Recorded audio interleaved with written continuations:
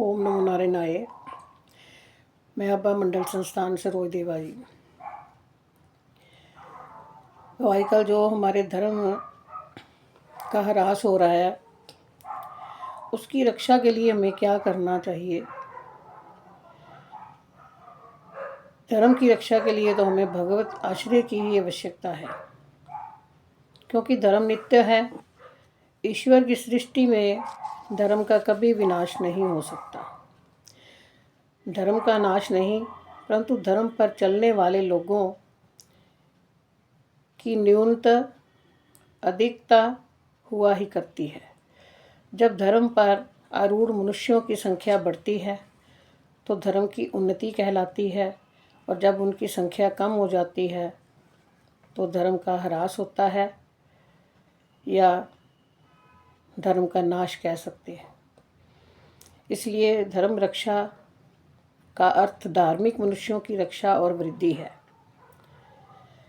जब युग प्रभाव, कुसंगति, कुसंस्कार, राजदोष आदि एक या अनेक कारणों से जगत में अनाचार बढ़ जाता है, तब धर्म और धार्मिकों का विरोध उनकी उन्नति का स्वरूप समझा जाने लगता है। तब धर्म और धार्मिकों का विरोध ही जो उनका स्वरूप समझा जाता है, ईश्वर और धर्म के विनाश की व्यर्थ चेष्टा करनी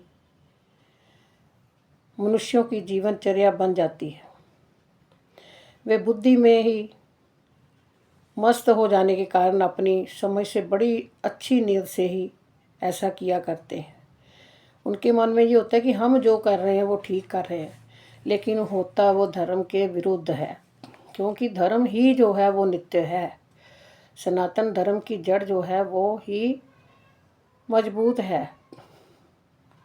पौधा चाहे सूख जाए, क्योंकि आसपास के वातावरण से प्रभावित हो सकता है, लेकिन जो सनातन धर्म की जड़ है वो हमेशा हरी होती है। तो ऐसी अवस्था में हम उनका विरोध नहीं कर सकते। तो क्या होता है, कितना मर्जी समझा लो, हमारे समझाने से या इधर उधर के समझाने से, चेष्टा करने से काम नहीं चलता। जब तक उनकी समझ में परिवर्तन ना आए, जब तक वे अपनी चाल कदापि नहीं छोड़ेंगे, वे मध्यम अदम उपायों से अपने कार्य को जारी रखेंगे।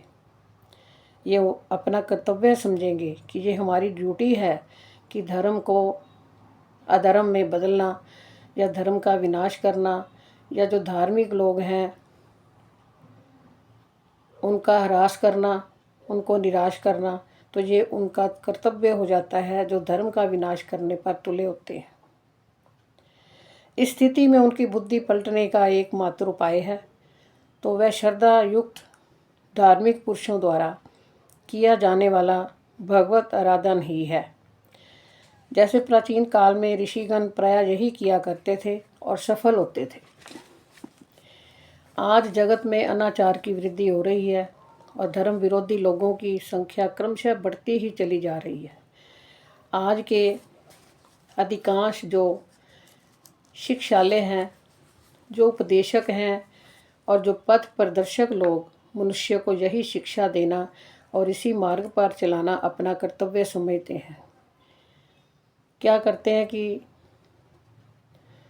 चलो किसी का नाम तो नहीं लिया जा सकता, जो अध्यापक लोग हैं या जो शिक्षा देने वाले हैं, उपदेश देने वाले हैं, हर एक के काम में, हर एक की बात में, हर एक के कार्य में एक स्वार्थ छुपा हुआ है। स्वार्थवश अपनी आवश्यकता अनुसार वे जिधर चल रहा है हमारा संसार, उधर को ही चलना शुरू कर देते हैं। जो धर्म उपदेशक होते हैं, जो संत महात्मा होते हैं, वो अपने धर्म का ह्रास या नाश नहीं देख सकते। तो उसका वास्तविक प्रतिकार जिस भगवत आराधन से हो सकता है, उससे लोग उदासीन होते चले जा रहे हैं। छल बल कौशल आदि कई उपायों का सहारा लेते हैं, जिनमें स्वाभाविक ही वे अपने प्रतिद्वंदियों की बराबरी नहीं कर सकते। इसी से सफलता भी प्रायः नहीं मिलती।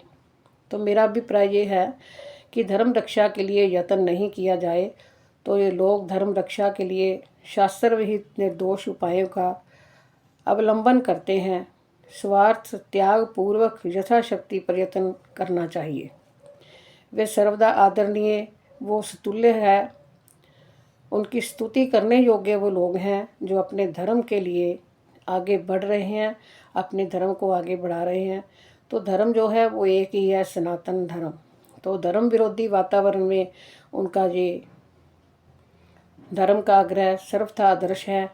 प्रत्येक धार्मिक नर नारी को तन मन धन से यथाशक्ति धर्म रक्षा के कार्य में जी खोलकर सहायता करनी चाहिए। अगर हम किसी से लड़ झगड़ नहीं सकते, हम झगड़ा नहीं कर सकते, हम दौड़ धूप नहीं कर सकते, क्या कर सकते हैं? जहाँ पर हमारे धर्म को आगे बढ़ाने वाले लोग हैं उनके साथ खड़े तो हो सकते हैं जाकर। कम से कम धार्मिक लोगों की जो संख्या है वो बढ़ जाती है, संख्या में वृद्धि हो जाती है, तो पता चलता है कि ये हमारा जो धर्म संस्कार हैं इनमें प्रचलित हैं, ये लोग धर्म के रास्ते पर चल रहे हैं। तो ये जो आजकल परम पूजनीय, परम आदरणीय, वंदनीय, प्रातः स्मरणीय महाराज जी, जिनका नाम प्रेमानंद जी महाराज, उनके चरणों में कोटि कोटि नमन है, जिन्होंने वे संसार में इतना बड़ा परिवर्तन ला दिया है एक एक शब्द करके।